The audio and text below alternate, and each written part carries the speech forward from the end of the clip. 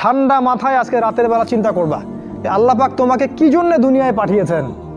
একটু চিন্তা করবা, 1 মিনিট একটু চিন্তা করবা যে তুমি পৃথিবীতে নাই, তুমি পৃথিবীতে নাই, তুমি মারা গেছো। চিন্তা করবা তুমি মারা গেছো। এরপর চিন্তা করবা তুমি যে মারা গেছো পৃথিবীর কারো কোনো সমস্যা হচ্ছে কিনা। তুমি যে মারা গেছো পৃথিবী কি থেমে আছে?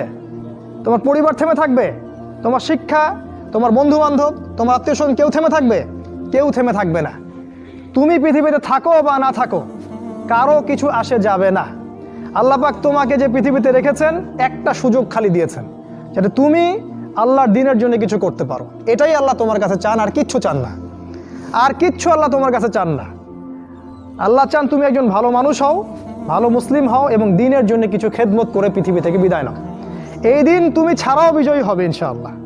তুমি থাকো বা না থাকো এই দিন কিন্তু বিজয়ী হবেই।